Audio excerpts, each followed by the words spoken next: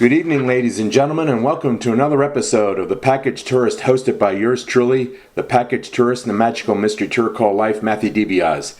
Tonight's guest is author Paul Houle.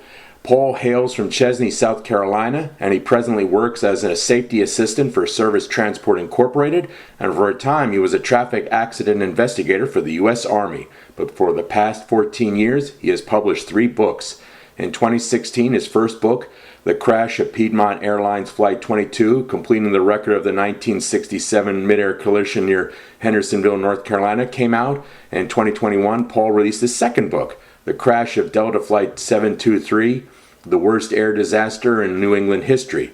Tonight, we will be discussing and paying tribute to his latest release, Inaugurating Coolidge, the extraordinary transfer of power following the death of Warren Harding, which was released 3 weeks ago. Paul, welcome back to the show. It's great to have you here again.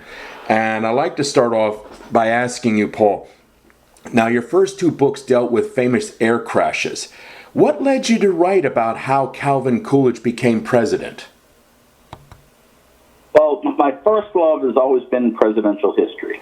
And both of my books on the plane crashes dealt with presidents, Lyndon Johnson and Richard Nixon, and the impact that their policies had on aviation safety. So, growing up in Massachusetts, not far from Vermont, I had always been fascinated by the story of a father administering the presidential oath of office to his son. And the act was so democratic, so American, and so unassuming. But I knew that underneath that modesty, that Calvin Coolidge based his actions that morning in a decisive and firm political response to President Harding's death, which is something that the nation expected. Okay. Paul, how long did it take for you to research and write this book? 5 years. Wow. Now, while you were doing this, what was the biggest surprise you discovered while researching and writing this book? Well, the biggest surprise, there were 2 actually. Okay. The first was that at the time of Harding's death, there was no constitutional requirement that the vice president becomes president upon the death of his predecessor. The Constitution only stated that the powers and duties of the president devolve upon the vice president. It said nothing of the vice president assuming the office of the presidency. And the reason that vice presidents assumed the office was based on a precedent, and it was called the Tyler precedent. And that came about in 1841 when William Henry Harrison, President Harrison, died, and the powers and duties of the presidency fell upon Vice President John Tyler. But John Tyler, he read the Constitution a little differently than others. He said that the Constitution made him president. So he simply ignored his critics, he took the presidential oath of office, and declared himself president. There was no major opposition to his action, and all subsequent vice presidents followed suit. Again, that's called the Tyler precedent. Okay. And the other surprise was the role of a minor character in Coolidge's administration, and his name was Irwin Geyser. And Mr. Geyser was a young man of 24. He hailed from Lawrence, Massachusetts. And he was hired as Vice President Coolidge's stenographer in late 1922. The reason he was hired, because he had no other loyalty to anyone else. The hire was strictly going to be completely loyal to Coolidge, and Geyser was the one that Coolidge's chief of staff decided to hire. He came from an extremely dysfunctional family, ravaged by mental health issues. Geyser's brother Raymond, his younger brother, was committed to a state institution for repeatedly stabbing himself with a knife. Geyser's mother tragically killed her daughter, Irwin's sister, Evelyn, and then his mother killed himself. Now, all this happened just as Geyser began his work for Coolidge. Wow. Geyser himself may have even attempted suicide in 1922 when he was found unconscious in a bathtub in his parents' home.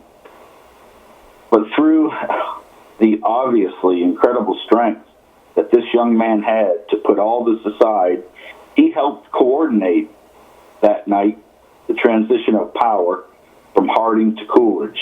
He did so by finding the oath of office in a book in the Coolidge home, talking to Washington officials to verify the wording of the oath, as well as typing it up. He also spoke to the New York Times early that morning and described the scene inside the home as Coolidge took the oath.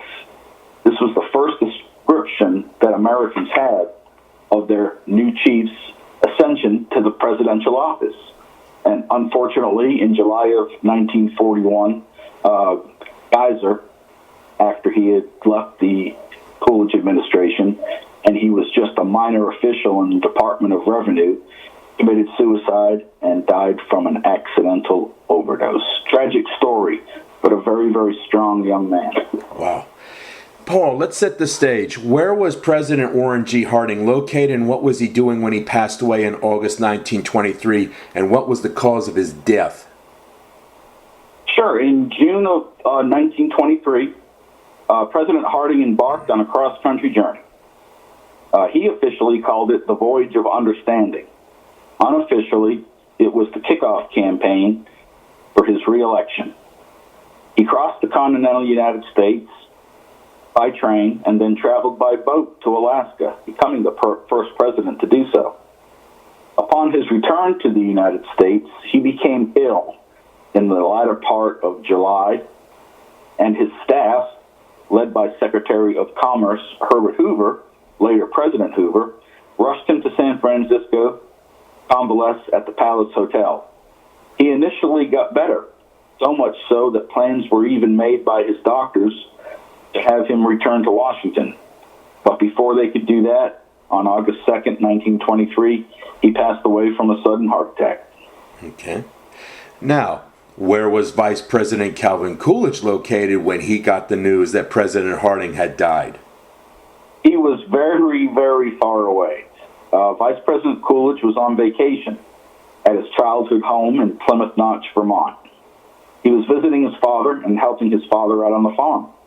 During this time of year, the summertime, most of Congress and the cabinet fled the heat of Washington for their summer vacations. Okay. Now, before Harding died, as vice president, did Coolidge ever entertain notions of making his own presidential run? Did the thought ever cross his mind? What was his career goals, as vice president? Any thoughts on that? Any ideas? Well, really, just a bit of conjecture. But I'm sure that he, as well as most vice presidents, entertained the notion of running for president. But Coolidge would not even consider challenging President Harding for the presidency, nor did he want, and he had stated this during Harding's illness, nor did he want to become president upon the death of his boss. He didn't feel like the presidency he didn't want it attained that way. Okay. Now, did he have any private views about Warren G. Harding? Anything that he ever expressed, maybe not publicly, but in his private papers? Coolidge was always, he wasn't the most outgoing man, so he, there weren't a lot of papers to look at, but he was always very respectful of the president, and, while there can be no doubt that he did not approve of some of the personal failings of President Harding, Coolidge always used the word friend when mentioning President Harding, especially in public statements that he made during President Harding's illness. Okay. Now, you state in your book that Coolidge's quickness in being sworn in consolidated presidential power and nullified the temporary power of the cabinet. Can you please elaborate on this? I mean, was there any resistance from Harding's cabinet with regards to Coolidge's accession to the presidency? And if there was any resistance, who were the leading opponents? Sure. We've got to understand the geographic locations of the players of of this event. Before President Harding left on his voyage of understanding, he authorized Secretary of State Charles Evans Hughes, who had stayed in Washington, to call cabinet meetings if the Secretary deemed them necessary. So right there, Hughes could be considered an assistant president. And when Harding fell ill out west, Secretary of Commerce Herbert Hoover, traveling with the president, he quickly moved to become the point man for the administration. He met with visiting politicians, made administrative and executive decisions that Harding could not make, and that was due to the orders of his doctors. And Hoover also held cabinet meetings. He also wrote and released speeches for the president. President Harding encouraged Hoover's actions while Harding lay ill. One of Hoover's nicknames at the time was, quote, the Secretary of Commerce and Undersecretary of everything else, unquote. Both men, Hughes and Hoover, could be considered assistant presidents. While there was no opposition to Coolidge, the vast distances between San Francisco, where Harding lay, Plymouth Notch, where Coolidge was located, and Washington, where Hughes sat in his department, created 3 executive power bases. Hoover, in California, continued to make executive decisions after Harding's death, and Hughes in Washington undoubtedly still retained the power to call cabinet meetings. Just the day before Harding died, during a press conference, a reporter asked Vice President Coolidge whether there should be an assistant president to help the chief executive with his massive responsibilities. And Coolidge replied dryly, there can only be one president. That powerful statement was undoubtedly a message to Hoover and Hughes that if Harding did pass, their temporary powers would immediately dissolve, and Coolidge alone would make presidential decisions. Okay. How quickly did the press and the American people take to President Coolidge? What was the initial impression when he immediately was sworn in and took over the office and all that? Because you said yourself, that young aide of his notified the New York Times. What was the initial press reaction? I think the initial press reaction was very, very positive. They took to him quickly because they knew him. I mean, he had been vice president for 2.5 years, and not only that, he was the governor of Massachusetts before then. Now, as governor of Massachusetts, Coolidge became famous for his response to the Boston police strike, where he stated, there is no right to strike against the public safety by anybody, anywhere, anytime. And that statement, as well as his actions in calling out the National Guard to replace the striking officers, led to his spot on the national ticket as vice president with Warren Harding in 1920. Okay. Well, in his very first days, who were his key aides that helped him out? Getting used to taking control and making decisions as president. Who were his key people at the time at Plymouth Notch helping him? Sure. Well, as the administration started, as the Coolidge administration started, he relied heavily on Secretary of Treasury Andrew Mellon.